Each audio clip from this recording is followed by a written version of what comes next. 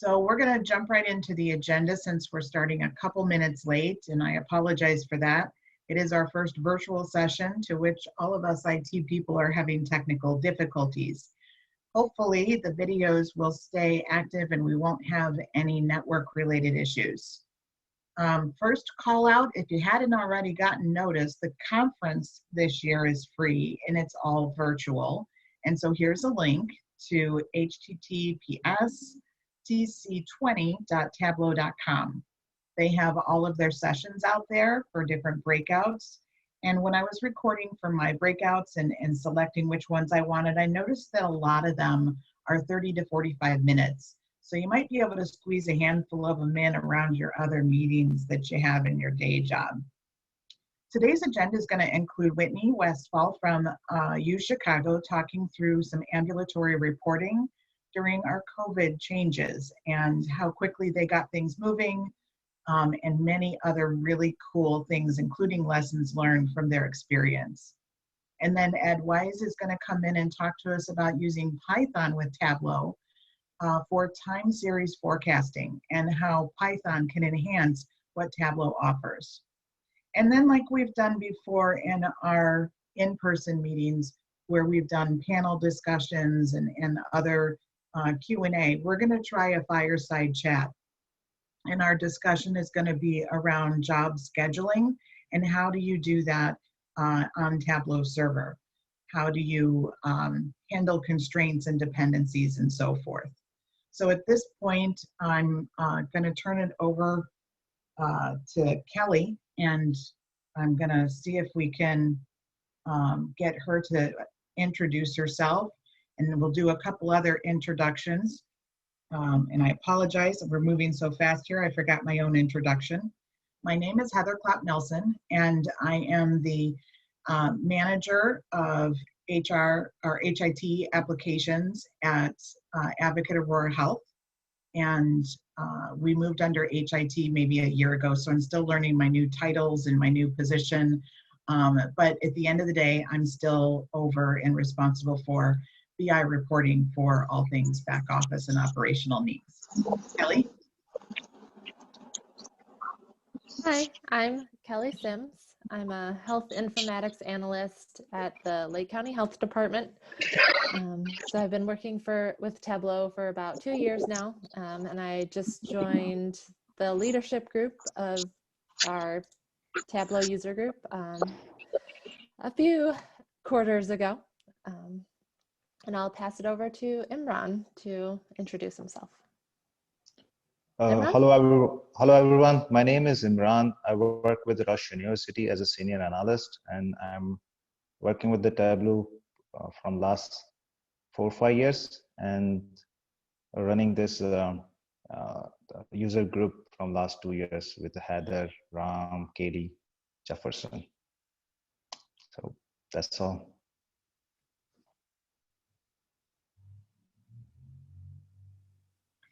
Thank you. So now we're going to turn it over to Whitney, where she's going to share her screen and go through ambulatory reporting.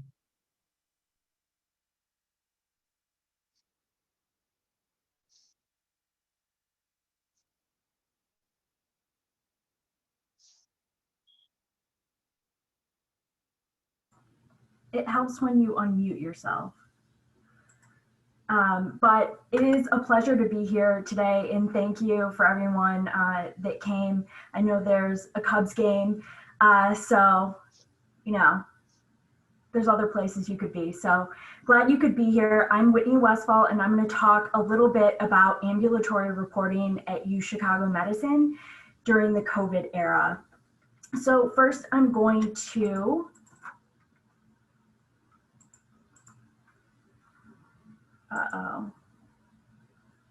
we are having technical difficulties all over the place, guys.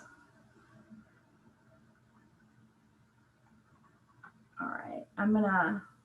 Just so everybody knows, we've been practicing this for the last 30 minutes. And as soon as our support person got off the call and let you guys into the meeting, everything broke.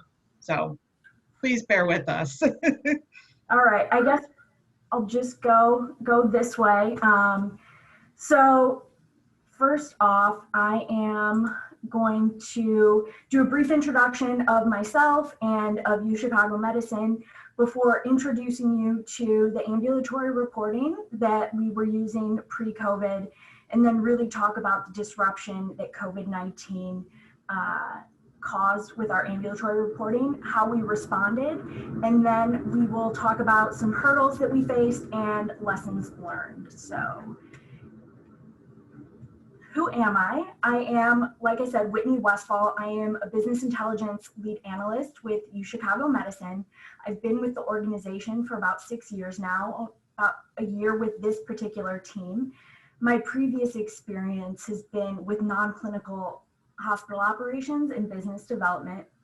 It's in my previous roles that I started using Tableau in about 2018, helping to set up a department reporting suite on Tableau. And my education is a bit of a mixed bag. I have a Master's of Arts in Chinese Studies from the University of London and a Master's of Information Systems from DePaul. So let's talk a little bit about UChicago Medicine before really digging in. So in respects to our ambulatory services, there are more than 10 ambulatory care facilities. And as of June 2020, we had about 10,000 employees. So that gives you kind of an idea of our size. And in terms of ambulatory operations, prior to COVID, we were doing about 75,000 ambulatory visits a month, all of those being in-person visits.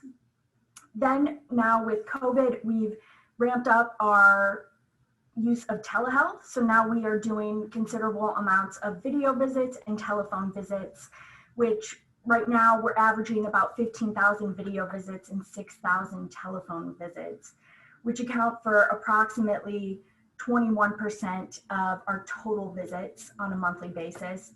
And we also offer an asynchronous mode of telehealth through MyChart e-visits for common illnesses like cough, headache, flu symptoms. So that is an overview of UChicago Medicine ambulatory services. And I'll also tell you, we've been on Tableau since 2017. We're currently using version 2019.4. I would say our usage is good. Every quarter we see more than 25,000 views on our server. And our server and all of the reports that we offer really support a breadth of departments and different initiatives. And over on the right-hand side, I have those groups kind of listed out. Today, we're really going to be focusing on operations and touching a little bit on quality and finance. So now it is my pleasure to introduce you to our pre-COVID era ambulatory appointments. So here you can see a lot of things. There were animations in the slide view. So this is our ambulatory reporting dashboard. We went live with it in November of 2017, and we used it until the beginning of 2020 without any changes really. So what do these views show us? They show us a few things. Our executive summary, so basically a glorified Excel spreadsheet of all the measures that are covered within the scope. And then also a look at our appointment lead time for new patients, the time between when they schedule and have an appointment, as well as the different appointment outcomes. So we had a separate view for completed appointments, no-shows, late cancellations, and bumped appointments. In bumped appointments, we define as appointments being canceled or rescheduled due to physician request. The other kind of main component of the ambulatory dashboard as it was pre-COVID were our template utilization views. So this really allowed people to see how physicians were using their templates in scheduling their time. And then we also had our room utilization report, which is a very colorful spaghetti report at the bottom but looks much better when you filter down. So this is really what we have had pre-COVID. And I think it's worth saying that it was really a one-stop shop. And the key consumers for this were practice managers and ambulatory directors. And the refresh cadence of this whole reporting suite was monthly. So considerable data lag. And we'll keep that in mind as we keep moving through the presentation. So COVID-19, something we're all familiar with at this point in time. So in March of this year, it hit us. Starting kind of, there was 1 week that really shifted our way of looking at ambulatory operations. So it really started for us on March 13th when the World Health Organization declared that COVID-19 was a global pandemic. And then just 3 days later, as an organization, we launched our video and telephone visits. Before that, it had been all in-person visits. So huge shift there. And then the following day, CMS came out with an expansion of telehealth coverage with its 1135 waiver. And this is something that really helped us to expand to everyone. And then on March 20th, that's when I would say ambulatory leadership really started, saying, hey, we need to rethink how we're doing things. So we started a virtual daily call with all of the ambulatory leaders to review volumes, what's happening, what are barriers to telehealth. And as you'll see through the rest of the report, this report really did serve that call well. And then on March 21st, Illinois Governor Pritzker announced a stay-at-home order. So what does this all mean? It means that in 1 week, our entire way of ambulatory reporting became obsolete. And it's kind of scary to think about, but the rapidly changing, public health emergency forced us to change. And as we started to think about it, new business needs began to emerge. So one of them being telehealth. We had to start reporting on telehealth, but we also had to identify the barriers to people getting telehealth. We also had to think about throughput of our on-site locations, right? We had to limit the number of patients that were coming through to really comply with all of the new social distancing regulations. And lastly, we also wanted to keep our finger on the pulse of our book of business, essentially, right? We wanted to see how we were doing compared to, pre-COVID times. And so that really led to an opportunity to rethink how we looked at our ambulatory reports. And I would say leadership came from, ambulatory leadership at a root level. And then that's when our data engineers and IT really helped out to restructure our data. And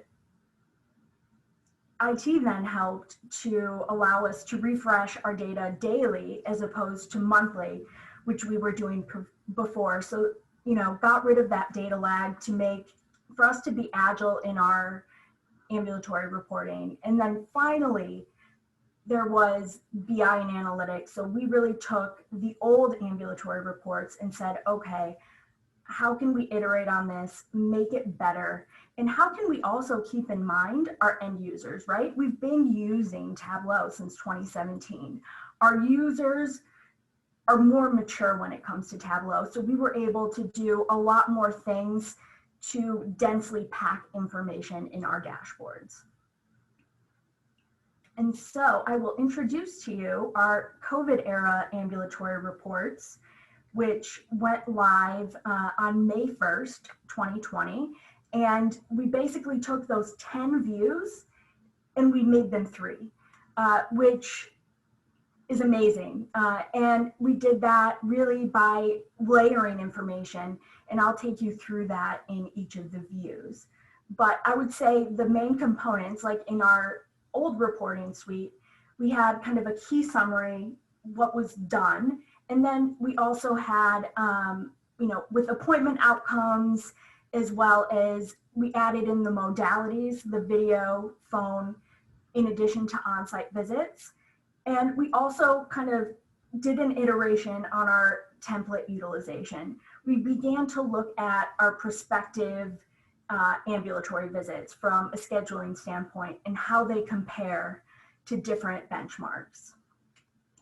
So I will go first, and well, let me back up for a moment. What you see at the bottom of all of these reports is the same. It's 5 columns, and all of those are filters.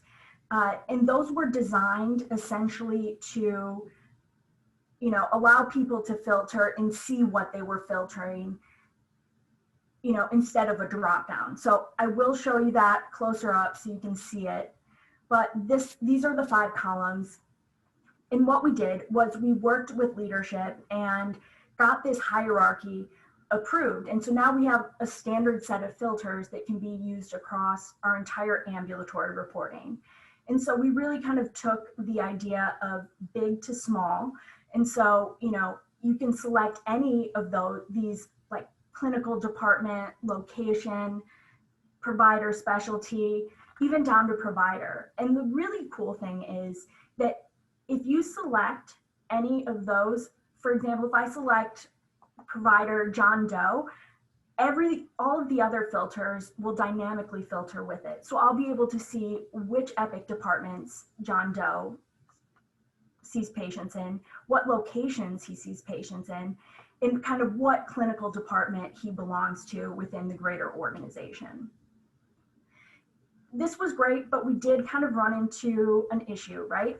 So this type of filtering only allowed us to select one at a time. And so that wasn't going to be practical for end users that maybe oversaw a variety of different departments or just wanted to track multiple things. So what we did is we added in a filter button, which I've circled in kind of that gold color. And by using show hide, we were able to put in the filters. So then if you can see in the image below, it's just like a normal filter that you would see as a drop down, and you can select multiple clinical departments in this case. So now that I've gotten the filtering and standardization out of the way, I will introduce you to our completed ambulatory visits. So this is the first view in the report, and you'll notice that everything is kind of formatted similarly. We have our filters at the top and kind of a row of KPIs, and then usually a trend over time below that. So if I walk you through this, there's a lot of things happening. First off, it defaults to a fiscal year to date range, but through parameters, we've added the ability for end users to go in and change the date range they're looking at. And then the entire dashboard dynamically filters to that particular date range. And so now looking at that top row, you can see KPIs. That was our way of really honing in on the most important data to present to end users, right? So we broke it out by different modalities, our on-site video and telephone, and also our MyChart visits. And so that was just a great way to open the report and be able to take something away quickly.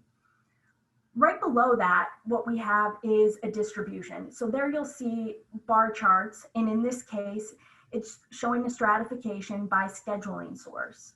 So it allows you to see, okay, how are video visit patients scheduling their visits? Well, a lot of them are user scheduled, and we can filter the distribution into multiple different areas. We could look at a distribution by weekday, we could look at it by gender, by race. So you can start to look at the volumes from a few different angles. In that second row, this provides context for what you're looking at. This is the historical view. And moving from left to right, you can see we're kind of going biggest to smallest again. And so going from our annual volume comparison to monthly and weekly volumes. And this just really allows people to see how we're performing in relation to previous years. And in the weekly volume, the gray bar is indicative of the previous year. So we can see as a benchmark, how are we performing? And so I will dig a little bit deeper into this. Like I said, we've done a lot of layering in terms of information on these dashboards. We really did a lot to fit as much information into a square inch as possible. And so you'll hear me say this a lot in the rest of the presentation, but you have to hover to discover in this dashboard. And so before I get into what's available in the tooltips, I will call out again that I've put in a screenshot of how we can distribute those bar charts below the KPIs.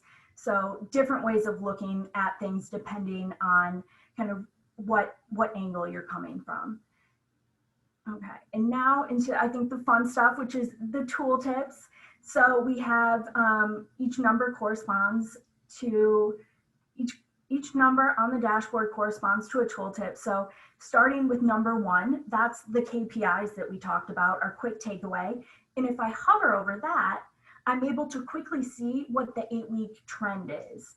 And so that just gives me a little bit more context of what's happening in the here and now.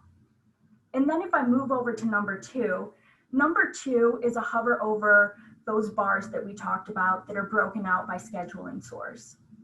So in this case, I'm hovering over the video visits and specifically user scheduled video visits, and I can see the volume and I can see the historical trend, which is broken out both by month and by year.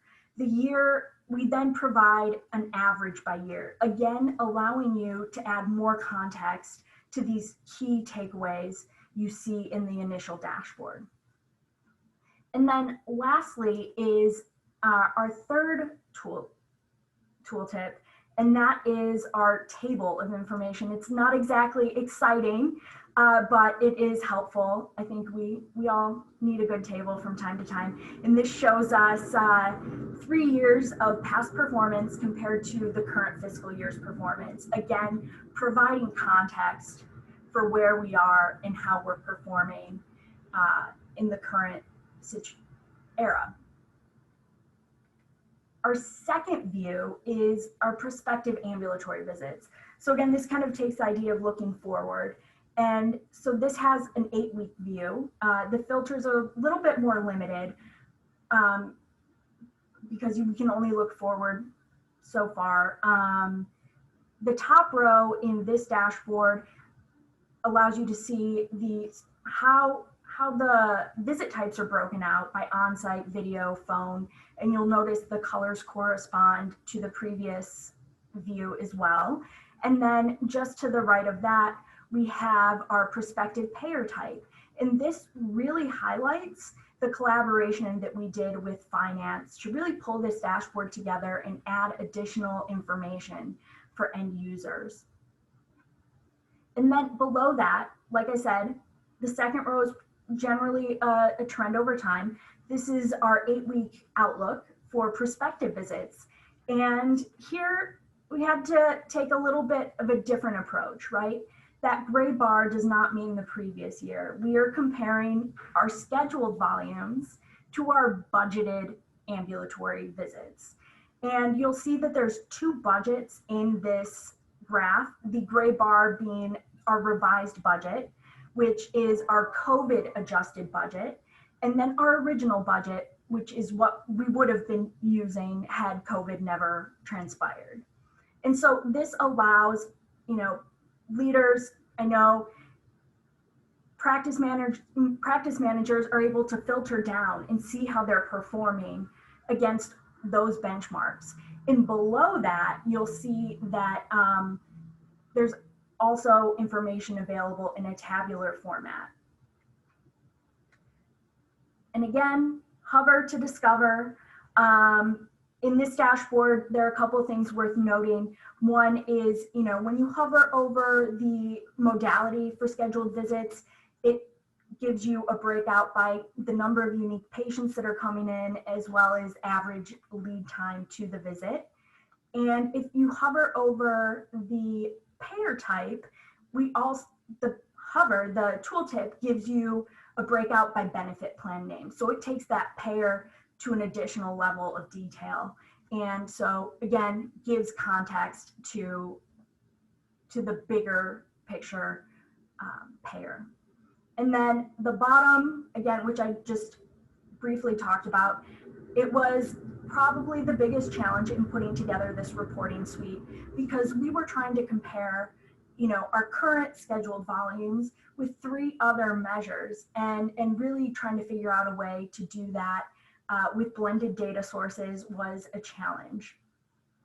So the way we decided to do it was by using that dual axis bar chart and the use of a reference line.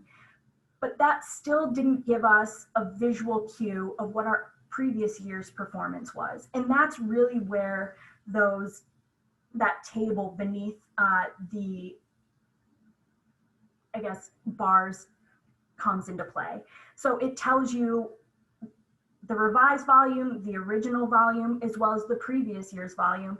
And there's a Unicode character indicating if we've met that threshold. So it's, again, it provides you that quick takeaway to say, okay, good, I don't need to worry about that, or hey, what's going on here, and doing some further investigation. Our third and final view is our current ambulatory visits. And I would say this is truly the catch-all. This is the most used dashboard. Again, it has a date filter similar to the completed appointments tab. And at the top, we have key KPIs. So we see what our volume is, and I've had to blur all of that out, but also a quick look at what the revised and the original volumes would be for that time period that you're looking at. And then also the previous year to date, just to the right of that information. In the top, we also call out the number of unique patients. This is really helpful for throughput, as well as calling out how many of our virtual visits are video visits. And then in that second row, there's a lot going on. I'm going to start from the left. And here is, again, another area where we're taking the completed visits and we're comparing that to our budgeted data. So here it's broken out by modality. Again, that light gray bar being our COVID adjusted budget and the reference line being our original budget. And then if I go to the right, I also can see how many of our patients are new patients and what type of visit are they coming for. And then I can also see incomplete visits. Below that as well, again, is payer mix, which is a nod to our partnership with finance. Again, hover to discover. Here, when you hover over the budget comparison, you get a table with the revised and the original budget and the performance against the budgeted value. So again, this is just a quick way to, check the numbers, and also it's a quick takeaway if you're going to a meeting. That's how our end users really use these tables. And then also there is the hover over our incomplete visits. So here, if you hover over any of those, you'll see a definition as well as a target and the volume by different modalities. So again, this can tell you, okay, wow, I have a lot of no-shows that are phone visits. Why is that? And really start to dig into that and point you in the right direction. So what is the impact of all these reports? Well, it's been huge. And it's been huge for a few reasons. One, we publicized this broadly with an email blast. We did road shows and presentations to our ambulatory leadership in multiple work groups. And it's also, this report has also become the main driver of those daily ambulatory visits with ambulatory directors to kind of come back to and reference and guide how they're making decisions in the day-to-day. Below on the bottom part of this slide, you will see that that's just a screenshot from our KPI dashboard. And you can see ambulatory reports are, is our top viewed project. at the University of Chicago. And then just to the right, you can see that this workbook I demoed today, in the past 120 days, there's been about 5,000 views by 150 users. So let's talk about the hurdles that we faced. One, which I've made mention of, was enterprise collaboration. We had to merge operations data with finance data, something that we had never done before. And so this was really an exercise in coming into alignment in not only definitions, but also coming into alignment with our data structure so that we could start to glean different insights. And by data structure, that really meant finding that single source of truth. Another issue that we faced were shifting data definitions in the very early days of the COVID pandemic, and new CPT codes were being created for telehealth visits. And so as a result, we're always having to kind of be agile and go back and update things to stay current. Testing never ends in relation to this dashboard. There's a lot under the hood, and a lot of the filters are based on a data source level. So if you make one selection, it's going to impact all of those tooltips that I shared with you. So anytime a change or an update is made, you have to go in and test, and that takes a considerable amount of time because we want to make sure people are getting the right information. And then finally, communicating a signal amidst the noise. This is, a take on Nate Silver's book title. But we wanted to be able to kind of condense what was the most important information and bring it to people, because our previous dashboards, there were 10 views and we were able to condense that down to 3. And I think we were really effective in kind of pointing people in one direction with our use of KPIs. And then lastly, what did we learn? We learned a ton of things. That collaborative data structures take time, which can be difficult when you're in a time crunch, when you're working against COVID-19. Also, all feedback is good feedback. From the end users in particular, it has allowed us to iterate and really make this dashboard or this reporting suite something that a huge number of people across the organization can use. Testing checklists.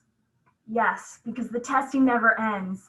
So these checklists have saved time and sanity, and I think it's worth it in the end for the end product. Then also, we really tried to maximize end user flexibility with our use of parameters and filters throughout the dashboard, with the different, clinical departments, epic departments, and so forth. And also, as we've brought this on the road and promoted this, we've really seen use of views and subscriptions rise. This is information that people want to see on a regular basis, and being able to see it when they open our Tableau server doesn't get easier than that. And then they can also, this data is being updated daily. So a lot of people will also have this push to them via email, so they can just kind of keep their finger on the pulse and make sure that we're on track and meeting expectations. All right. And that is it for ambulatory reporting at UChicago. Thank you so much for your patience and your ears. So I will open it up to Q&A. I'm not sure how much time we have, Heather. I would say we've got maybe 5 minutes. People can always type in questions in the chat, or you can go ahead and just take yourself off mute. We'll see how that works. And there will be time at the end as well.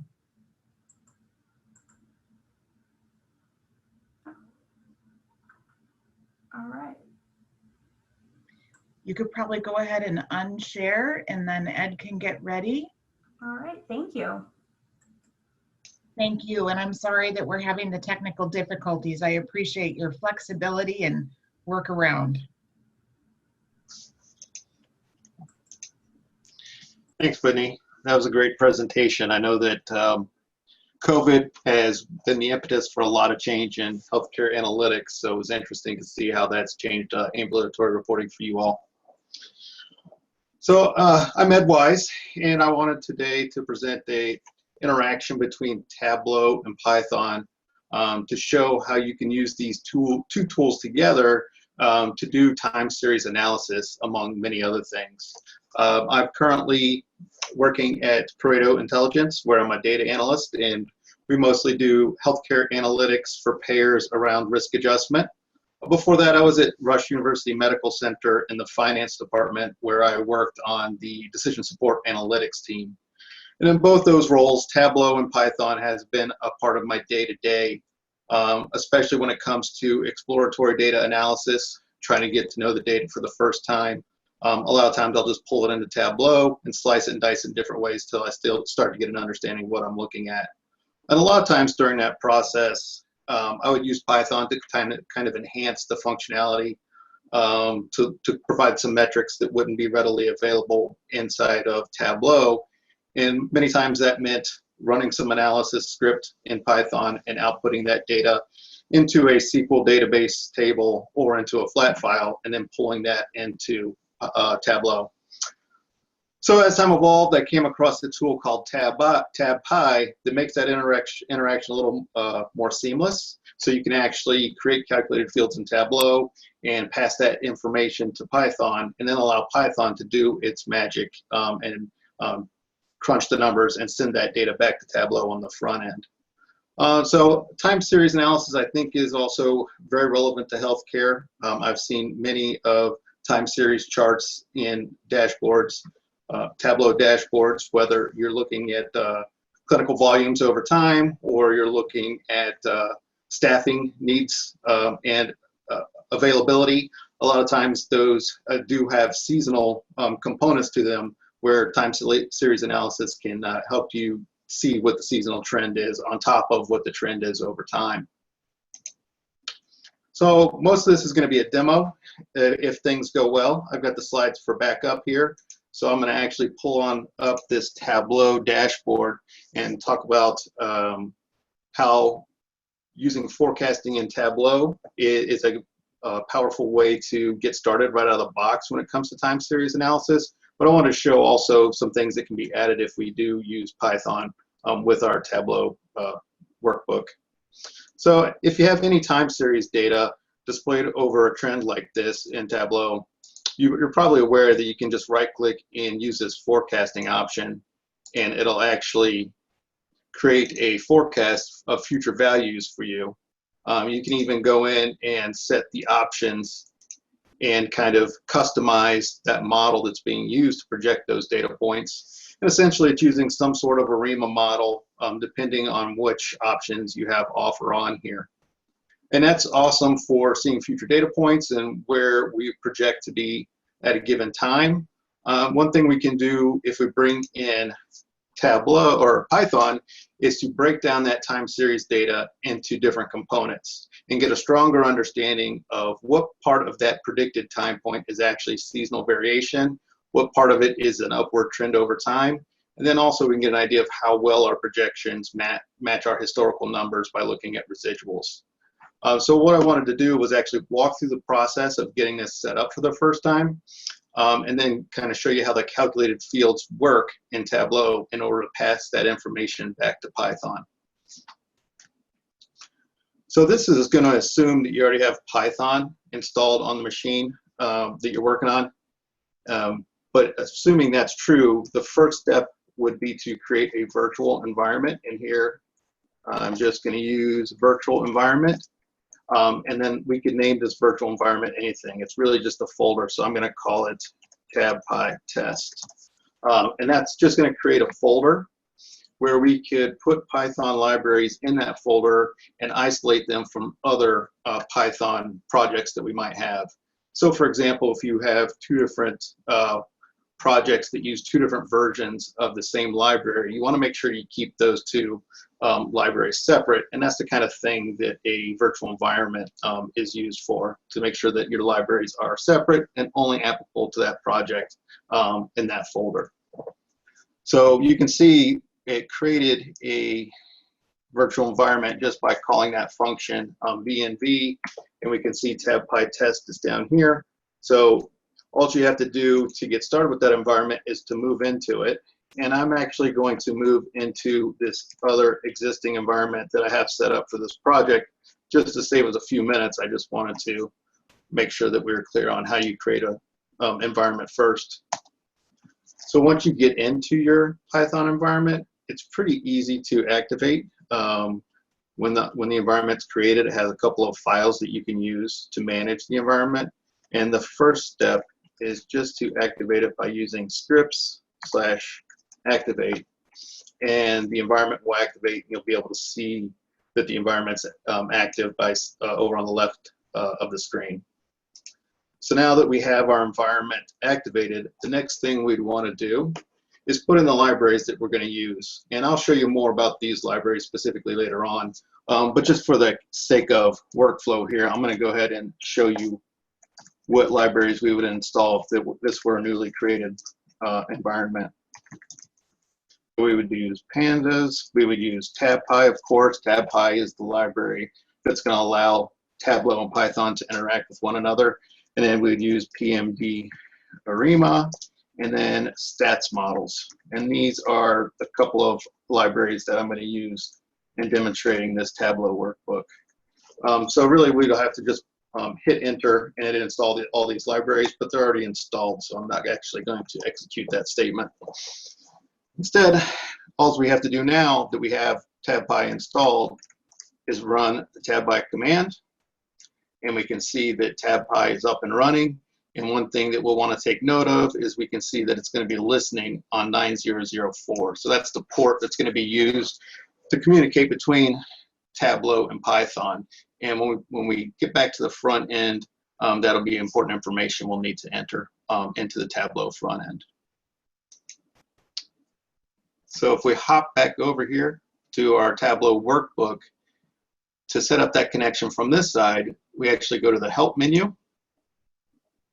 And then the option is Settings and Performance. And then hidden down here is this Manage Analytics Extension connection. And that's going to bring up a little pop-up here that's going to allow us to connect to that service that's running on Python. You have two options here. You could also connect to R. Obviously, in this demonstration, we're connecting to tabpi, so we'll just leave that set as it is. And then we have to provide a server name. Since the Python is running on the same machine that we're running this workbook on, we're going to call localhost. And again, as I mentioned before, we want to use port 9004 for that interaction to take place between Tableau and Python. So once we have those values set, we can test our connection. And sometimes it'll hang up a little bit the first time for some reason. So what I do, is I pop back over here, hit Control-C, stop the session and run it again, and for some reason that usually resolves the issue, and it did again. So now we can see that we're successfully connected. Tableau and Python can now communicate. Those lines of communication are open on port 9004, and we've tested that that's ready to go. So now that that's set up, I wanted to talk a little bit more about the data set that I'm using in this demo, just to give you some background. This is a pretty simple data set, and all it is showing is the number of passengers, airline passengers each month in the US from January of 1949 to December of 1960. And this is a typical data set that's used for these kinds of demos whenever you want to show time series data. Just because there's a strong upward trend, there's a very noticeable seasonality component to the data. So that makes it easy to demo something like this. I'm pulling that in actually through a SQL query here. And I just want to point out that these are observed values. And then I'm unioning in a couple of time points just to have those empty data points to project into those 6 data points moving forward. And you'll notice that I'm using this parameter to select the number of projected time points. And I use that so I can change the number of projected time points without going in here and changing any of the query. And I also use the same parameter in some of the calculated fields. So again, it makes it a little bit more flexible to change projections if you just use a parameter to indicate the number of time points you're going to project. So as I mentioned earlier, here in Tableau, we already have our projections over time and our projected data points. What I want to get to is how is this data point being projected? What's the information that's being used to project this data point so I can have a better understanding of the data? And to use that, to get some insight there, we're actually going to use this decompose function that is a part of stats models in Python. But at the same time, I need to introduce these calculated fields that pass the information to Python. So let's go ahead and pull this one up.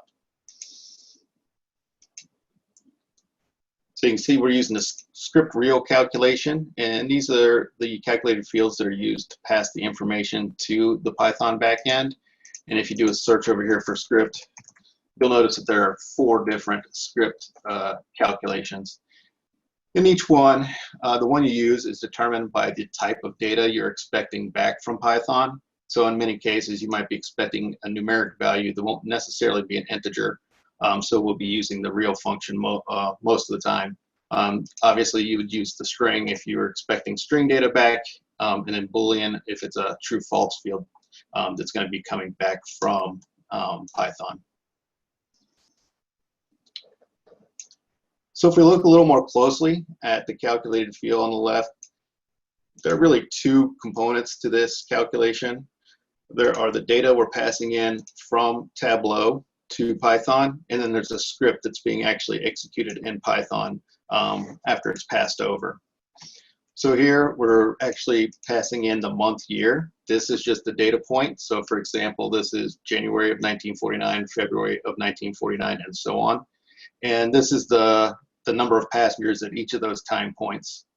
And here's that projected time points. Like I said, I use a parameter here to let the workbook know that we're going to project 6 time points, so we don't have to hard code that in all these different calculated fields and data sources. So once these fields are passed into the script, you can see that they are named like so. So underscore arg1, that's this month year field.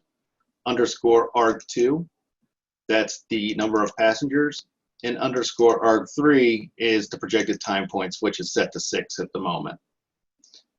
So what I'm doing here is I'm taking off those last 6 data points that are projections before I pass the data into the model. That way I'm not projecting on those empty buckets that I have for the projections to fall into later. So basically I'm just zipping these 2 fields together into a list, passing that list to a pandas data frame, and then making that data frame have a date time index, so it becomes a date time indexed object. Then here, I'm just making sure that the system knows that these are monthly data points, and then I make it a date indexed array here, and then I pass that into this seasonal decompose function, which is a piece of the stats model library.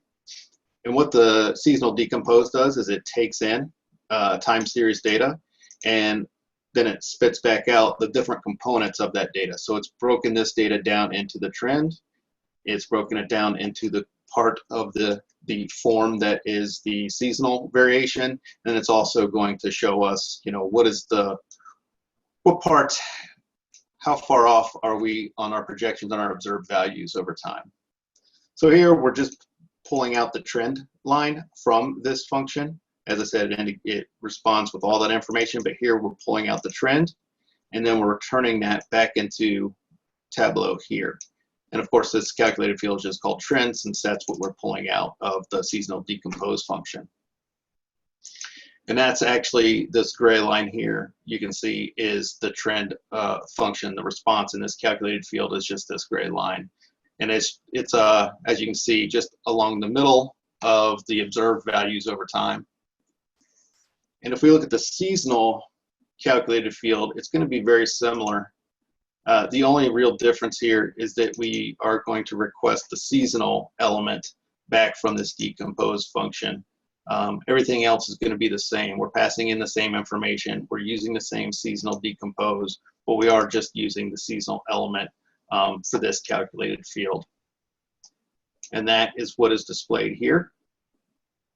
And then lastly, as you probably guessed at this point, the residual calculated field, again, is very similar, with one difference being that we're pulling the residual out of the response from this decompose function. Everything else is the same. We're passing in the same arguments, and we're running the same script outside of that one little change here.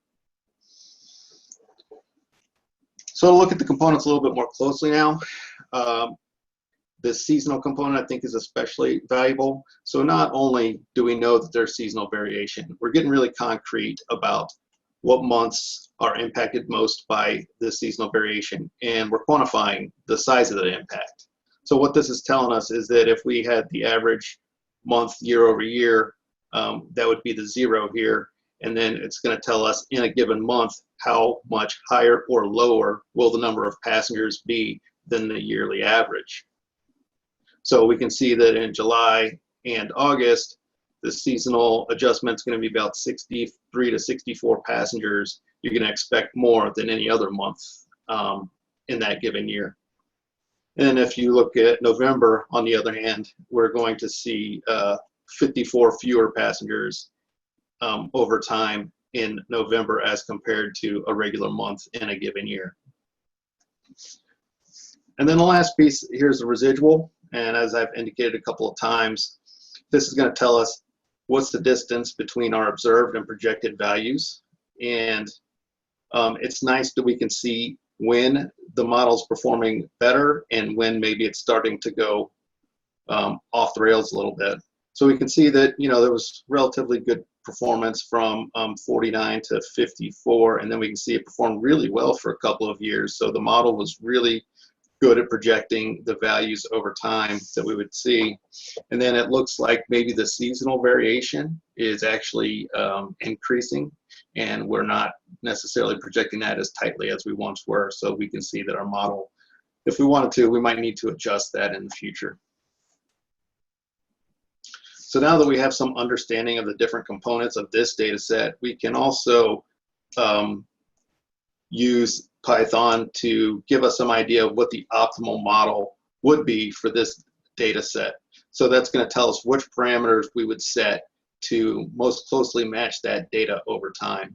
And as soon as this finishes, I'll pull up a calculated field and we'll take a look at the calculation for getting that information back from Python.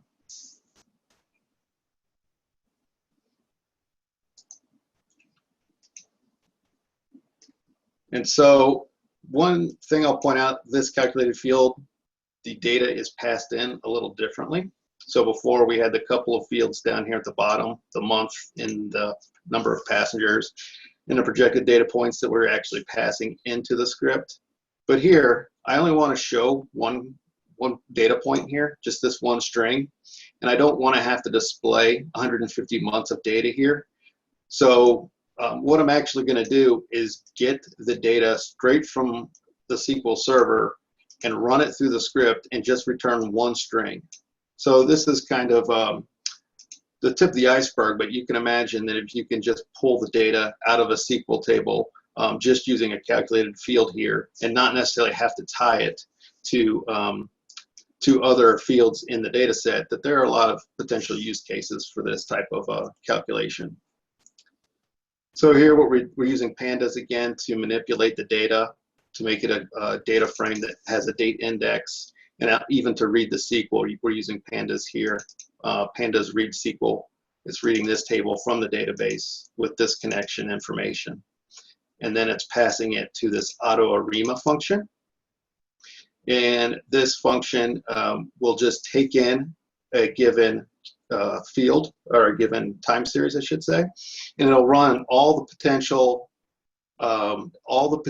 calculations, or all the potential combination of parameters for that given data set, and it'll find the combination that minimizes the amount of error, but at the same time it doesn't get an overly complicated model. So it's going to kind of balance out the model complexity with the amount of error that the model shows.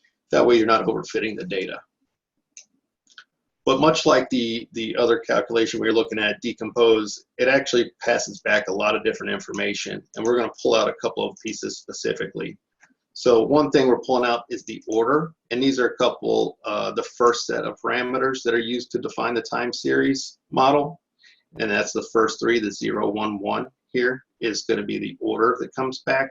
And then the seasonal order is the second set of parameters where it's telling us how to set these parameters, and it's telling us that every 12 months we're going to see a repetitive seasonal pattern. So that's the number of months that the pattern uses to define the repetition. So we got a 12-month pattern for our seasonal data. And so if we click OK, it's going to execute that one more time for us. Oh, no, it didn't. Okay, good.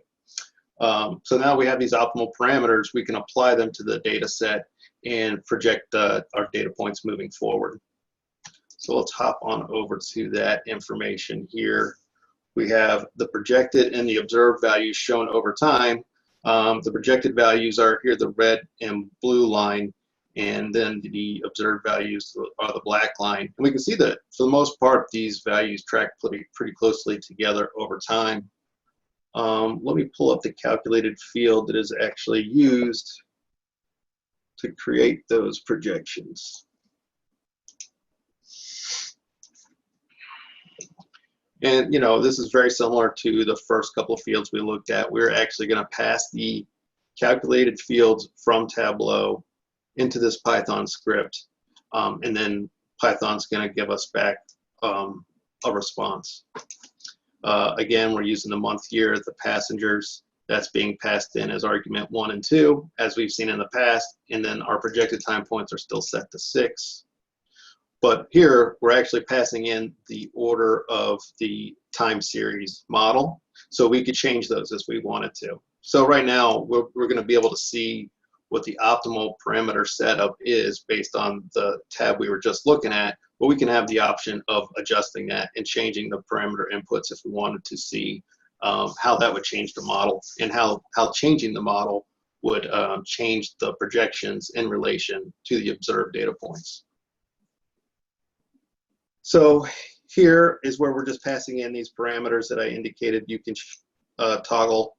And then we are passing it into this Ciramax model, which is a part of the stats models library. And we'll take that model and fit the model to the data that we passed in here.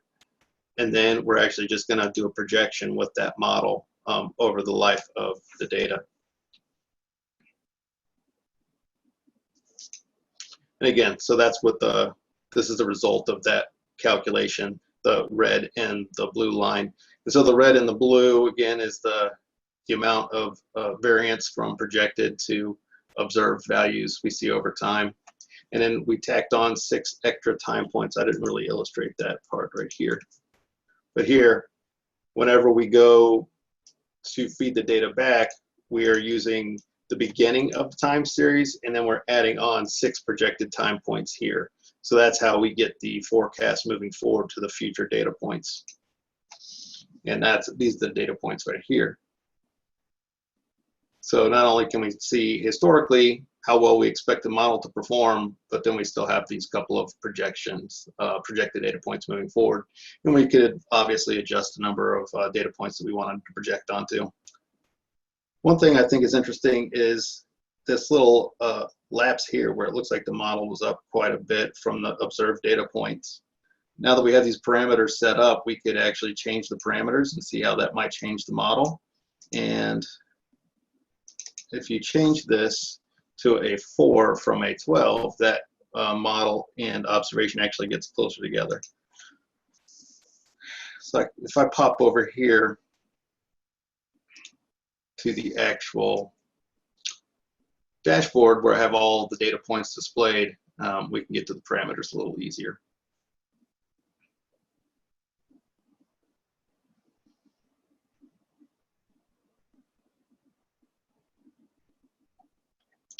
So it just reran all the calculations. That's why it took about 20 seconds.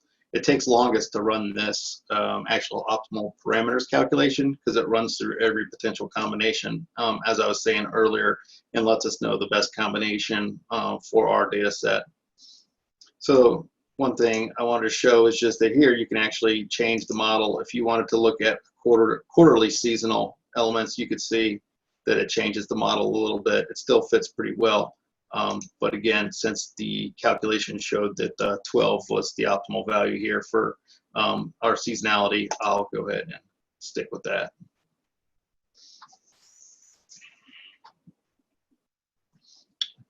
So I feel like I kind of zoomed through that. So let me hop back over to my slides and make sure I hit all of my points.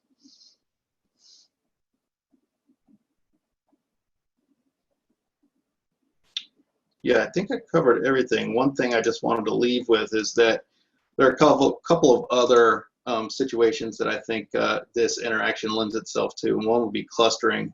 Obviously, Tableau is great at sharing scatter plot type of information or doing exploratory data analysis on those types of data sets. And Python has a lot of really easy to use libraries when it comes to defining clusters. So I think that would be a great use case for using this tab-pi interaction. I also think that I would like to try this a little bit more, so you can run this same type of workbook on a published server, as Tableau server does have a field where you can go in and indicate what is the server running Python and what is the port. That way the published workbooks can share that information across that connection. And then also, this is a pretty simplified introduction to the capability shown here with tab-pi. There's much more elaborate setups out there. If you were to Google, you would come across them very easily. And I just wanted to link to the tab-pi GitHub here, where you can see some of the more elaborate and maybe more refined approaches that are available out there with this functionality.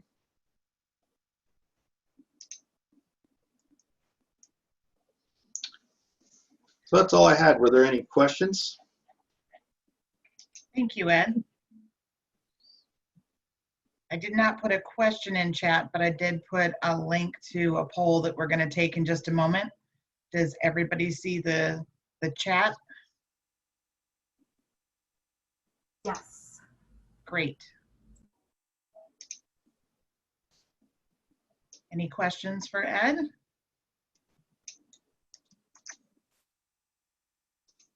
Okay. Oh, we're doing that crazy jumping thing. Is it jumping around on screen for you guys, or is it okay? We're looking at the PowerPoint. Yep, perfect. So in the chat, I put this link. This is a poll.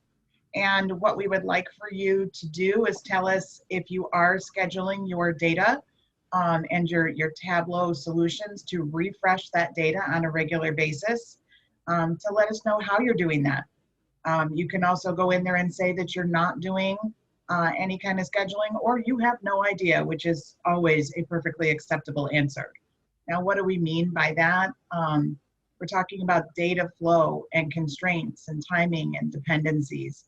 We all have one or more data sets, and if we didn't have that data set, we wouldn't have Tableau on top of it. So how many data sets do you have? You're joining it together.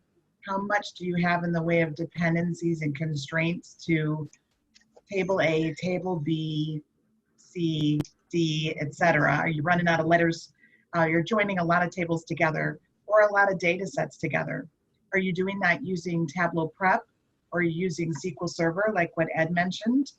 Or are you taking data from a spreadsheet and maybe even loading that directly up to the Tableau server? So we want to hear from you about how you're doing that today, and to give you some description of what we're doing right now as the leaders of this TUG. We thought we would go through and show Prep Conductor, which is what Kelly uses. And then we will show SQL Server Stored Procedures that Emron is using at Rush. And then I will show you a little bit about how we do things within our team at Advocate Aurora. So I'm gonna ask that you go ahead and start participating in that poll and see if I can bring up that screen. And I lost connection. How about that? So this is what it should look like. The idea here is if you have more than one, that's okay. Choose the one that you use the most. I know in our environment, we have a couple of different options here. So choose the one that you use the most. And then we're going to watch as the polls come in. We're going to go ahead and give our presentation. And then as answers continue to come in, we will come back to this slide a little later. So I'm going to stop sharing. And Kelly's going to take over and show her prep conductor.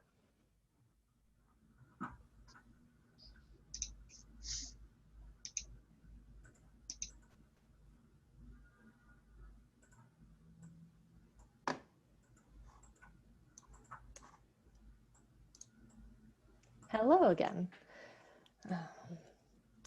So at the Lake County Health Department, we use Tableau Prep Builder along with Tableau Prep Conductor together to schedule our flows to run automatically. Ooh, there we go. And so first we create our flow in Tableau Prep Builder, and that can include data anywhere from our data warehouse that is updated daily to more stagnant Excel sheets that don't have a schedule that they're updated on. And then once we have our flow the way we like it, we upload both the flow and the data source to our Tableau server. So we save our output as a published data source on the same server that we're publishing our flow to.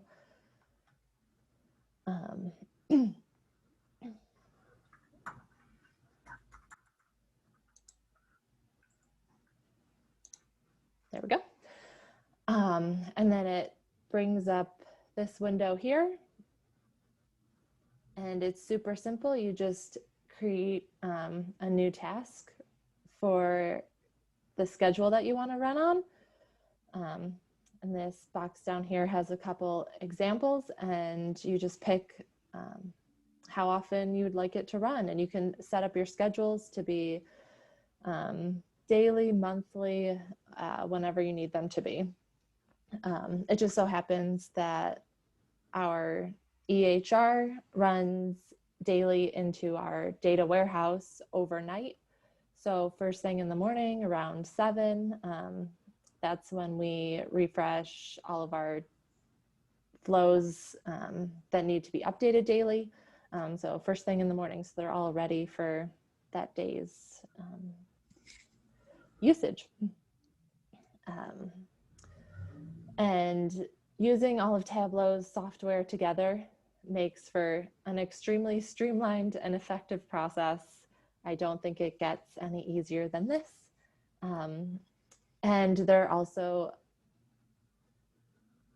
quite a few other helpful advantages, such as alerts when flows fail, or an administrative page that shows all of the flow's statuses throughout the day, which helps troubleshoot if there's ever an issue, like if a group of flows aren't working for some reason. It'll show you the run history, how long it takes each day, and things like that. And then it also gives you error notes about why a flow fails, which is helpful to get a note. It's not always helpful what the error note says. Sometimes they're hard to read and can be a little confusing. But overall, it's a great streamlined system. One of the issues with it is that if there's ever like a slowdown when our EHR data is being moved into our data warehouse, say like it stopped for some reason, or there's just an extreme slowdown for a number of reasons that could have happened. The Tableau flows will still run at the same time they're scheduled to in the morning, no matter what. So it would be really awesome if Tableau had some sort of feature to run flows based on like an outside parameter, which I don't think is available yet, but maybe in the future. And then I'll pass it on to Imran to hear about what his company does.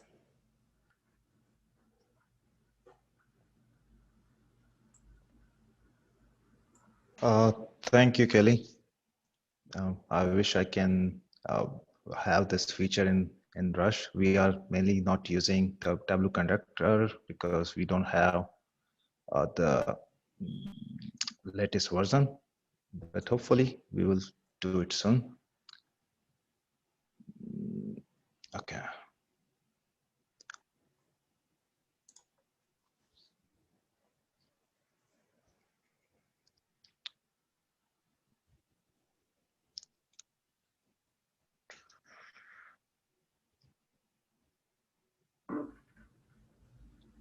Okay, looks like now I have control. So I work with the Rush University Medical Center as a senior analyst, and we do reporting, created Tableau dashboards, published for our end users. And one of the method we use to connect our data source to the Tableau is using a stored procedure instead of using a query or a table. The advantage of using a stored procedure is you don't need to schedule in SQL Server using SSIS packages. You can just need to create a stored procedure which has all the logics, and sometimes the query get more complicated when we add more logics and add more tables. So this will give you everything into the stored procedure, while you cannot do much in the Tableau custom query. You cannot use with has function. You cannot create a timetables. It's the Tableau SQL query is useful when you have a simple query, but when your query is getting complicated, I would suggest to use stored procedure. And you can connect the stored procedure, which I'm going to show you in the slides. And another advantage of using a stored procedure is easy to diagnose your refresh issues. For example, something happens, something breaks. You don't need to download your Tableau desktop version from the Tableau server. You just need to go to your SQL server, execute your stored procedure, and if it returns any errors, you can go and alter the stored procedures and diagnosis in SQL servers instead of going to the Tableau desktop. So here I took some screenshot. Please feel free to send any questions in chat box if it is not clear. So first step would be the create a stored procedure. Here I have one example of having my query. I put it, you can see I am using a with as function, which makes my query more easy to understand. And I can also create the timetables, which I cannot use in custom SQL, custom Tableau SQL query. So here I have created my stored procedure, putting my logics into one script. And then I go to my Tableau desktop, and similar way we connect to the Tableau tables. Here there is an option to have a stored procedures. So I will drag my stored procedure in the drag table section, and as you drag your tables, it will pop up. It will execute that your stored procedure and give you the data of that stored procedure. And then similar way, you can create your visualization in Tableau, your dashboard, and publish into your Tableau server and schedule the refresh as you do for your normal desktop. And whenever it's scheduled, it will automatically run your stored procedure and give you the refresh. This pretty much summarize how to use the stored procedure. If you have any questions, let me know in chat box. I'm happy to answer.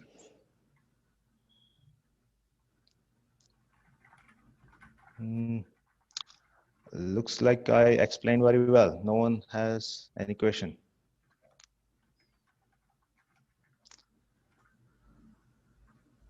How many people use stored procedure in their organization, if I can ask?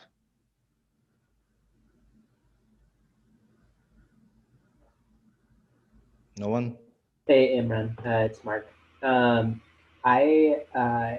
main way that we manage kind of updates of any kind are at the SQL Server level, and not where we'll make the store procedures in SQL and schedule them and kind of go that way. I know part of it that was kind of the push for that is more around like access to be able to see exactly how the code has been developed, and allow people to kind of edit that way. So I guess the question I would have is, what has your experience been in terms of like almost like the data governance side of it, and how you guys make sure that you're able to validate whatever that store procedure has and kind of work through that on your end? So it was a rambling question. I'll rephrase it. How do you guys manage validation and maintenance of these store procedures? So thumb rule is if it is not taking much time, it's good to go. But also it will give you, so this is how we can control, we can have more insight of what we are running, how load we are giving to our servers. So we can manage all the stored procedures instead of giving, developer then they can create a complicated queries and do it by themselves and may give more load to the server. This is going through us, and we will create a stored procedure, make sure it is taking not much time. And we also do the some simple checks that it is having a proper joining and not giving some complicated joins which is giving more load on the server. So I think the stored procedure give you the more power because you're centralizing everything, and that way we can manage our load. Does it make sense? Does it answer your question? Yeah, I think so. And I guess so that's like more on the, I guess like the maintenance side of it. How and I guess it's a dual question. Do you guys have like a validation process when you create these store procedures beyond just the runtime? And how do you manage that? Do you do that on the SQL side and then bring it in? Like, what is the process? Because right now you have like your script already done. But if it was a little more complicated or there were things going on, do you do like validation before bringing it into the Tableau environment here? So it's right now we are trying to have a code check. It is in the process. So this way, if one developer creates some query, another developer will check their work, and it is going through the DevOps. It's still in the like we haven't completed the whole cycle and whole structure, but we are planning to do something which is linked to our data governance and DevOps. Whenever someone change the code, one will review that code, and if the performance is good enough and it looks correct, then we will push it into the production. Gotcha. Yeah, it is possible in the DevOps. We are using right now Azure environment. Still, we are implementing some of the stuff, but yeah, that's different thing than the Tableau. But we are doing this in Azure. Okay. I will hand over to Heather now. Thank All you, everyone. right. So, like many of you, our environment is very complicated, especially post-merger. Maybe I shouldn't say especially, because we were complicated before. But when we merged, we ended up with multiple clinical systems and multiple ERP systems. When we were Advocate, we had multiple clinical, but a single ERP. We still have lots of periphery supporting applications before and after merger, and we're going to get everything aligned, hopefully, before we merge and acquire some additional big organization. More to come on that, I'm sure, in a future meeting. So as you can imagine, the more data that you bring in, the more dependencies you've got. And so I tried to draw the little diagram here, really, really basic, obviously, of how we end up joining data. So we've got various data from various sources. We've got ERP data that's HR. We've got ERP data that's finance. We've got clinical data, usually volume related, so that's why I labeled it volume data. So census, adjusted patient days, a variety of different kind of volume data aggregated at various levels and ways. And then we're joining that. So we might end up with clinical data in one summarized fashion, finance data, perhaps in a summarized fashion. And then this data set here might be something that is like hours per patient day, dollars per patient day. This might be over here, something related to orientation pay or hours or new grads, variety of different types of HR content. We might be looking at different kinds of staff, everything that you can think of that would go towards staffing mix and operational. So we'll put these data sets together in various stored procedures. We call them load procedures, because what they do is at the end of the scripting, we have a final load procedure that drops all of the data that we need into a final database table. And then we run the extract off of that final data set. Now, one of the reasons that we do this is because we have other reporting solutions. Those of you who've heard me present before, you know that we've got crystal reports and we have a variety of Tableau needs. It's not all data going up into a single Tableau extract. This table might support multiple extracts. So we might pull pieces out of this for an extract over here that's going to support 3 workbooks and an extract over there that supports a few more workbooks. So we've got a pretty complicated multi-step environment.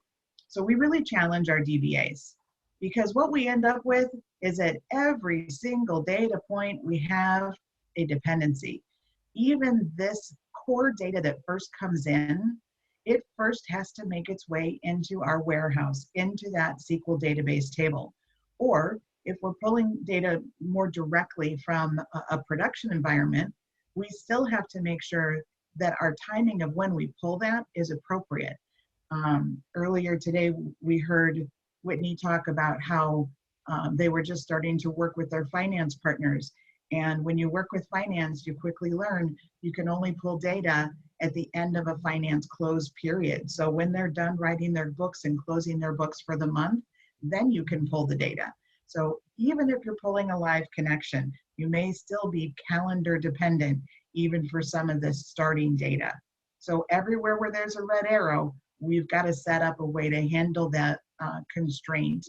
And then at the end of it all, what we do is we take, okay, this final data is loaded in the table, let's kick off that extract. So we do that with a batch file.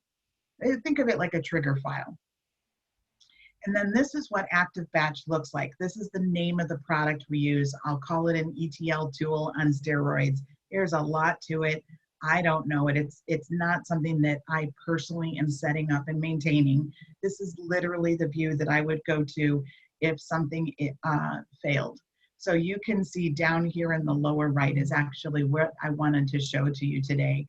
that we've got a number of successes. And if you were able to see the fine print, these are daily jobs that are run here. And then we've got a failure. And then we've got how it ran the next day. And then at the time that I captured this screenshot, we have one waiting for CO, which is the start of the word constraint.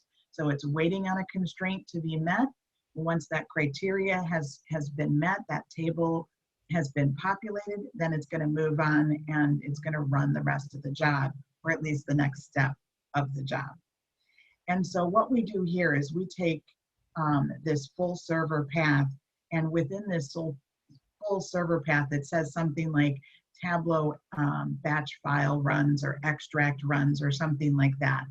Our DBAs have organized this tree over here to very clearly identify the jobs that are going to result in refreshing the Tableau objects. So that's what we do at Advocate on a very high level, very quick piece. And you know, the Active Batch can kick off SSIS jobs, but we've really learned that Active Batch can contain all those job steps. So you don't really need to do that in SQL Server. If you do it in Active Batch, it's much easier to find a single point of failure, because all of the rules for all of the constraints and job steps are in one place, instead of going here, going there, and hopping around all over the place. So I know that sounds like a sales pitch for Active Batch, but it's basically an external tool that is agnostic of a database and the front end delivery, whether that's Tableau or some other tool. Because we also use Active Batch to kick off our Crystal reports in some cases where we've got a lot of constraints as well. So that same table that I showed you up here, that is the final table for this extract, or perhaps a handful of extracts, the job, when it's done kicking off the extract, it may also kick off a handful of Crystal reports that says this final database table is done and run and ready to go. So let's see our poll results. Okay, let's see if I can find those poll results. Anxiously awaiting. Okay, so we have, I believe, 30 some people on the call today. And so we've got 23 votes. That's pretty good. We've got a lot of people using Tableau server scheduling. I love Tableau server scheduling for subscriptions. I'm not such a big fan of it directly for our use, the way that our department uses it, because of all of the constraints and dependencies that we have. And we know who the prep conductor is in the audience, assuming Kelly voted. And this is me, external tool being Active Batch that initiates a batch file. I'd love to hear from the people who are doing live connections. Not scheduling and don't know is perfectly fine. So if you said live connections, or if you use any live connections, do you want to talk about that for a second and tell us kind of why you're doing live connections and if you've had any challenges with that?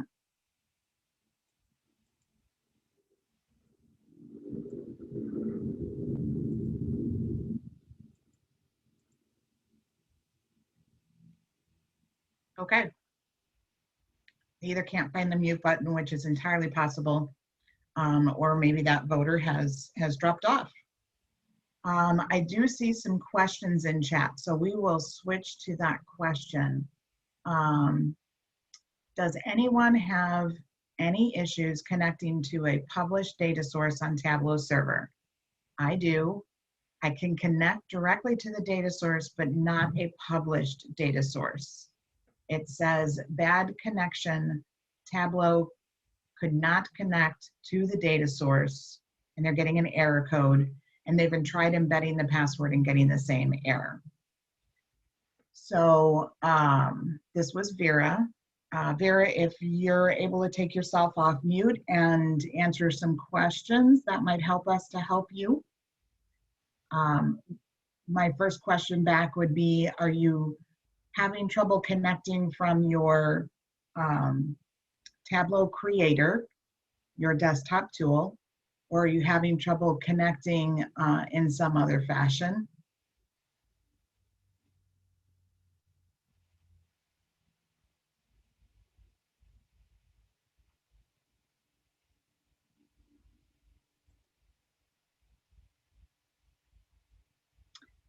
I'm going to stop sharing.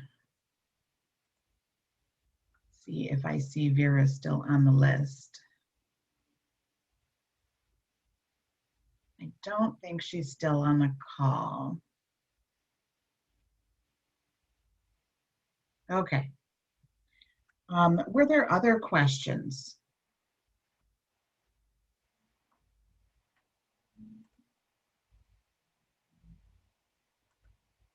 So Whitney, now that you've seen some of the pieces about our Fireside chat here and how various people are scheduling the data refreshes, how are you doing it for those ambulatory workbooks?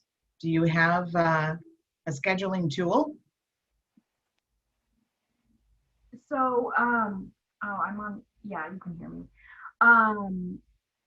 We do that with IT, and Mark can talk, he's on the call.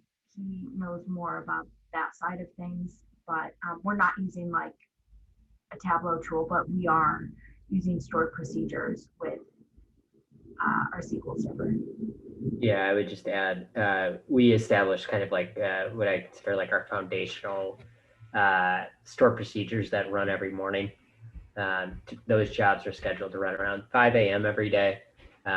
Ideally, everything's done by 7. And then we have a Tableau server extract schedule that's set up for the various reports and things like that. That runs, most of them are at 9 a.m. every day. I think the one thing that our team, we specifically know we do that might not be the best practice. We do a lot of like creating our workbook off of the tables that result from the stored procedures versus publishing the data source directly and then connecting when you build a dashboard off of that. I think a lot of times we'd be working on individual projects where you have your kind of own niche table or a table plus some other niche table that maybe you're managing, which kind of led us down that route. But for our like foundational things, like a lot of the reports that Whitney covered today, we do definitely leverage the stored procedure and then the Tableau extract, but do not use prep currently or any of the other types of things. And the batch, while we don't use the same software, we have done some things for like some manual things that aren't necessarily in our IT queue yet, but we needed to move forward. So a lot of like the shadow IT that's going on where we'll schedule like an actual batch file with Windows Task Scheduler to pick a file up and move it into a spot that we can then point Tableau at. So a little bit of a mixed bag, but the majority of what we do are the SQL Server stored procedures and then kind of go from there.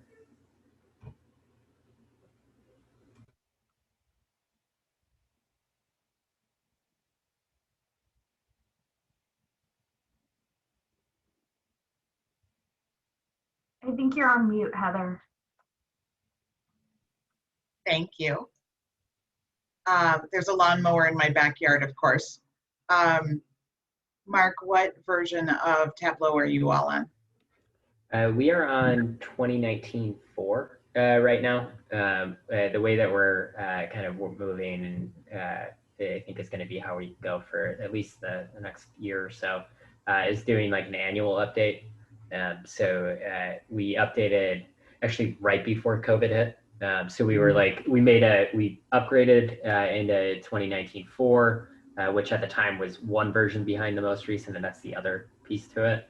And kind of worked that way. So we're expecting in the next couple of months, hopefully, to pick up the conversation around what our next upgrade is going to be and kind of go from there. But I do know that was one of the first times that we even got some of the stuff on like the Tableau Server Manager and those types of things. But yeah, we're on 2019-4. How about you? Or what are you on now? I think we are also on 2019.4. It feels like a long time since I opened it and looked at what the version number was, but it's like as soon as we got it in, another one came out, so it's hard to keep track. Yeah, and I think that's the hard thing is I I think they're releasing them on a quarterly cadence now. And for a lot of like enterprise deployments, it's tough to get it prioritized, get it queued up, do the like actual like testing of an upgrade and manage any kind of the education. And I know the other big thing that kind of sits out there once you get past 2019-4, I think it was right after, if not, it's one of the ones that I know we're going to hit on the next upgrade, was the shift from the like their data model shift. And I'm kind of anxious about what that might do to anything that's existing. And using that for like Tableau Public and separate from the organization feels very intuitive. But if you're using Tableau Public for different needs, obviously, you're not worried about an enterprise deployment that's been up for a couple of years. So there's those kinds of things that make it tough. And I think I get the sense that a lot of organizations kind of work in a similar cadence like we're on now, where it's maybe once or twice a year that they're doing an upgrade and kind of navigating that way. Yeah. Is there anybody on the call who has technical questions or having issues that they want to raise up?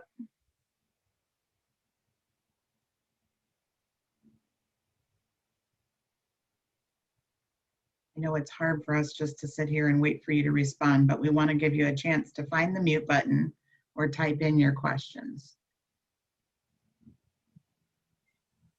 I believe Tammy from Tableau is on the call. If she is, now would be a good time to go ahead and put some conference details or links in to the chat, or if you wanted to share something, feel free to go off mute.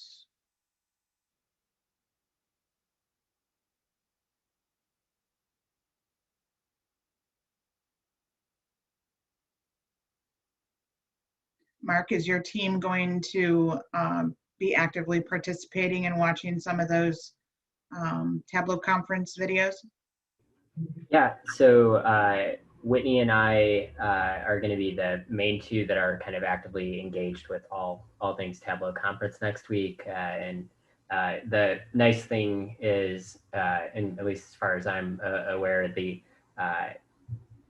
all the like videos and sessions and things like that are going to be available after as well. Yeah. They're recording everything. So we're going to kind of get a lay of the land, figure out what are key presentations that we'd like our team to either watch or just get the Spark notes on and provide some of those key takeaways back to our group. So I know we're doing that. And I know Whitney and I both have a couple of like brain dates already queued up.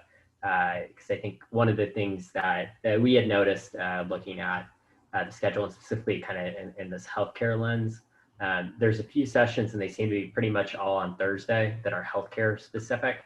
And I think in the past, the last couple of conferences, there's definitely been more like kind of, what's the word I'm looking for? More customer stories, I'd say, just like kind of peppered throughout the entire week. So we've looked to the brain dates to continue to connect with like the same thing we're doing here, but continue to connect with others in the healthcare field and get a sense of what are people working on, what are they struggling on, as they might relate to some of the things that we're actively working on or want to work on over the next year or so. And Whitney, feel free to jump in. Well, I just think for anybody that hasn't been to a Tableau conference, I think the brain dates are a really great way to meet up with other people and ask questions, especially if you're dealing with technical things. Somebody else has already struggled through it, and people are just really great about coming together and sharing their experience and leveraging their knowledge. So I highly recommend taking advantage of the brain dates, even if you don't have time to do much else. Yep. And I think it might have been yesterday, Tableau announced they've had over 100,000 people sign up for the conference. So there's a lot of people to connect with. If you haven't done the brain dates and are planning on participating in even a little bit with it, I think those would be a really nice thing to do and continue to connect with the community like many of you are doing here today. Yep. So we did have a question come into chat. Does anyone extract Tableau metadata into a reporting catalog? We are pretty new to Tableau, but want to be able to track our reports once we build more. I will start, and then maybe Kelly and Imran and Mark or Whitney could jump in. Ed, you too, and I'm not sure how much you know about your new environment at your new company, but you know, whatever you got. And by no means are we the total experts. We are the experts on what we have set up at our organization. So please, anyone, feel free to answer this question.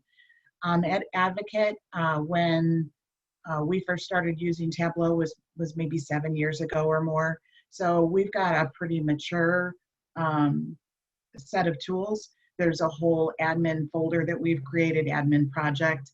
And I think that probably the two best tools that we've got are one that shows all of the usage, kind of click by click activity. And then the other one that tells more about where those users are coming from. You know, is it HR people? Is it finance people? So we are joining that with some data about our users.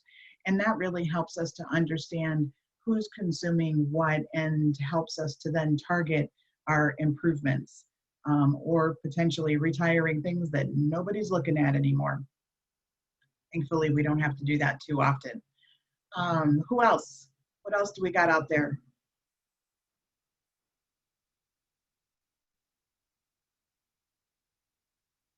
There's some great stuff on the community site too. So you can always go out to Tableau Public, out to the community, take a look and see what workbooks they have that are written off of the Postgres Tableau server database. And I would say that your biggest challenge with anything you write off of that Postgres is that it's likely going to be modified slightly with every upgrade that you do. So you might have some minor adjustments to make. That's even posted in their knowledge base information. I was going to add, we also use like Tableau's back on the Postgres for our reporting. And I'm pretty sure we have a KPI report that I found on the community page. Just kind of jazzed up a little bit for kind of our internal reporting templates and standards, and added some additional functionalities. We kind of dove into that. Like you mentioned, there's pretty good documentation on the Tableau page and community around how you can connect with that. The other caveat that I add, you will run into situations where you might want a year of data. There's not a year of data available, even if you've had the server for 4 years. The backend database does not capture data for the entirety of your server. So you have to be really thoughtful about how you're utilizing things. If you're looking at just what reports are available, you can do that. That's not a problem because you can get kind of a snapshot of what's going on today. But if you wanted to track things, and I'm actively looking at an audit report right now, if you wanted to do that and track things over a longer period of time, that's where you have to start to leverage, if you're doing everything within the Tableau environment, leveraging incremental extracts and things like that on the server to slowly add your data there. But again, you're at the mercy of whether or not they change the underlying data structure on you and you lose everything. I do know, while we don't do this yet, I want to say I met a guy from Nike at the last conference who said they took, because if you figure Nike's using Tableau and they want to look at everything, they got a feed set up from that Postgres into their organization's data warehouse. So that's how they managed kind of the data flow there and tracked it more historically. But there is a ton of content out there for it. I want to say, I'm trying to think of I want to say it's Mark Jackson from Piedmont Health. He has posted a couple of workbooks that I think I used as a starting point. And then I want to say there's another one from, I want to say it's Interworks. There's a blog post of a really good KPI dashboard, and they do both of those. People and group do a really good job walking through. This is how it was structured. Here's where we're pulling it from, and all of that. So yeah, and those are things that were published years ago and still work today. So some really good foundational things are out there. Vera has posted her question again, so I think we just missed her a minute ago. I'm not sure. But Vera, we do have your question, and we have a question back to you. Are you trying to connect from Tableau desktop to an extract on your Tableau server? And if you want to unmute, okay, great. Hi. Hi, my name is Vera. So I am on the Tableau desktop, and I'm trying to connect to published data source. It's a SQL data source. Okay. And what's funny is I can connect to SQL data source, but not when I publish it. Okay. Sometimes what we have found in our environment is that we need to have drivers installed onto the SQL server. Okay. Sometimes the best way to do that, to get all the same drivers that you would have on your desktop, is just to install a version of Tableau desktop on your Tableau server. Ah, thank you. Sure. Anybody else got ideas there? I would just add, there's a lot of like things along the way that could prevent you from connecting to data. So not only would you potentially need to have access to just see the data source on the Tableau server, you then need access to connect to it and download it like into the environment that you're in on desktop. And then depending on how they manage even the authentication for that data source, you could be set up where you yourself need to have access granted at the SQL server level, or they might have embedded credentials that will handle that for you as well. But there are a few different kind of things along the way. And I know for us, when we're doing that, I think the expectation is whoever's created that data source should that's typically our point person for what do we do next if we're having trouble connecting. Thanks. Yep. I even tried embedding the password on Tableau, and I didn't do anything either. So I'll try different things. Yep. Thanks.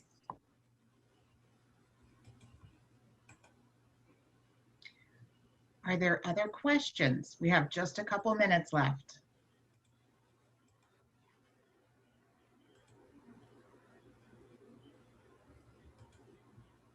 All right, there's one that came in for a previous question. Tableau Server 2020.3 has a new feature that allows server admins to monitor, maintain state content. Hey Bart, you want to help us out a little bit? So there's something in 2020.3 that allows the server admins to stale content. Got it. Okay. And Bart doesn't have a microphone, but you can look in chat. What I think he's trying to say is for you, Vera, that the Tableau server 2020.3 version does have a feature that allows the admins to monitor stale content. I think maybe that was for Scott regarding the reporting catalog question. Yeah. Thanks, Bart.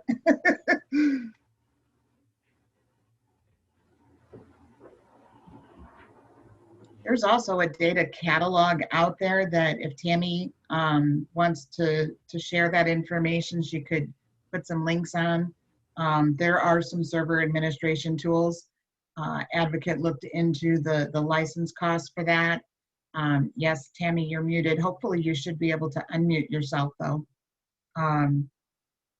Maybe Kelly Sims, could you see if you could unmute Tamra's iPhone?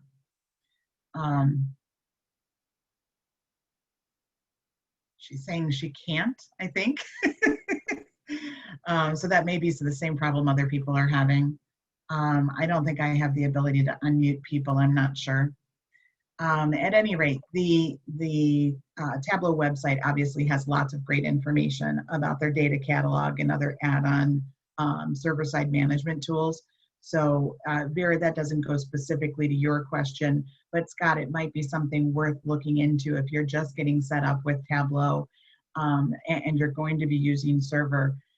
There are some tools that you can use right out of the box without any additional add-ons, but there are definitely some good add-ons out there.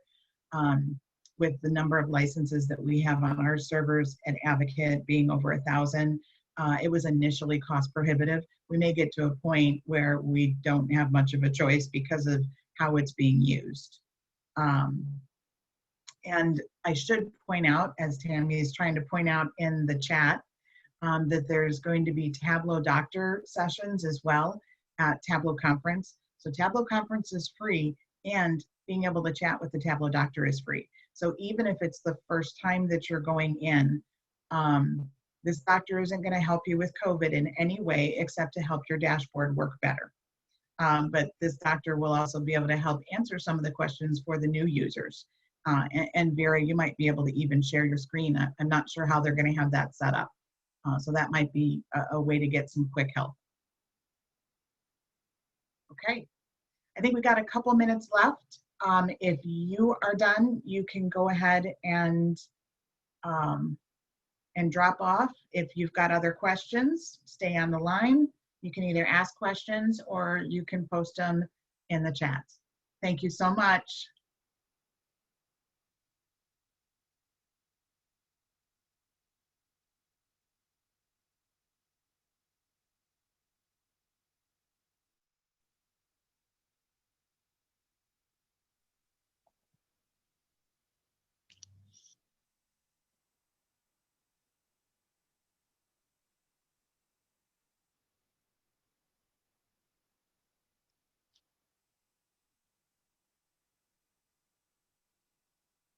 Okay, guys, I think the things that are coming through the chat are just thank yous, which is super nice. Anybody who's left on the call, do you have questions?